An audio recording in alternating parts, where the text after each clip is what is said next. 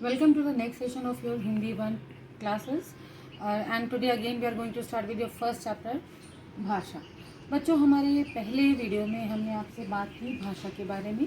भाषा किसे कहते हैं? भाषा, जैसा कि हमने बताया, वो माध्यम, वो तरीका, वो साधन जिससे हम अपने मन की बात, अपने मन के भाव दूसरों तक पहुंचाते हैं।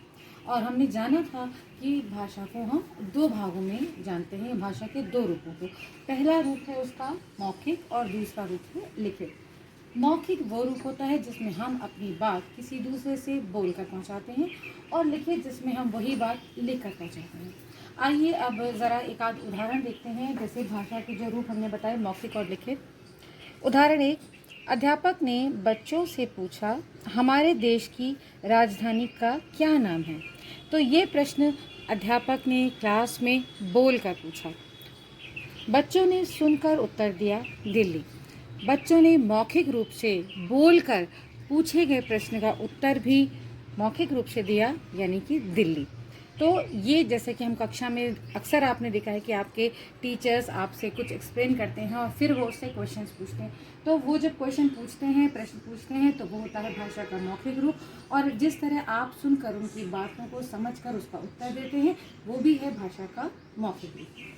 घर पर अगर हम बात करें, आप अपने घर में अपनी मम्मी से या अपने बड़े भाई बहनों से या छोटे भाई बहनों से कोई चीज़ मांगते हैं, कुछ बात कहते हैं, तो वो बात आप उन तक कैसे पहुंचाते हैं? जैसे कि उदाहरण के लिए लेते हैं कि अगर आपने अपनी मम्मी से कहा कि माँ, मुझे प्यास लगी है, मुझे पानी दे दीजिए, तो ये बात अपनी मम्मी से आप कैसे कहेंगे? जाहिर सी बात है कि आप ये बात बोल कर कहेंगे। यानी कि यहाँ पर आप कौन सा रूप भाषा का इस्तेमाल करते हैं? भाषा का मौखिक रूप। अब इसी तरह एक उदाहरण देखते हैं कि विद्यालय के नोटिस बोर्ड पर लिखा था, कल विद्यालय में छुट्टी रहेगी।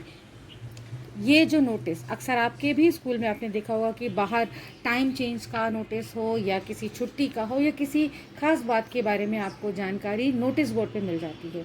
तो ये होता है भाषा का लिखित रूप, जिसमें कि आप जो भी बात आप तक पहुंचाई जा रही है उसे लिखा हुए रूप में है और उसे आप पढ़कर समझ जाते हैं और उसी के हिसाब से आपको बात समझ में आ जाती है।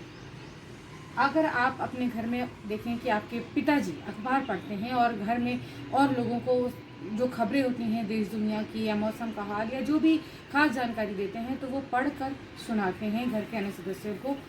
तो वो कौन सा रूप हुआ? भाषा का। उन्होंने लिखित रूप से भाषा को पढ़कर जाना कि क्या जानकारी है अखबार में, और फिर उन्होंने मौखिक रूप से घर के अन्य सदस्यों को उस जानकारी के बारे में बताया। तो ये हमने उदाहरण देखे भाषा के मौखिक और लिखित रूप से। बच्चों, अब आपके लिए एक होमवर्क भी है, वो है हमारे 3 आसान से क्वेश्चंस। पहला क्वेश्चन है, भाषा के कितने रूप हैं? नाम लिखें।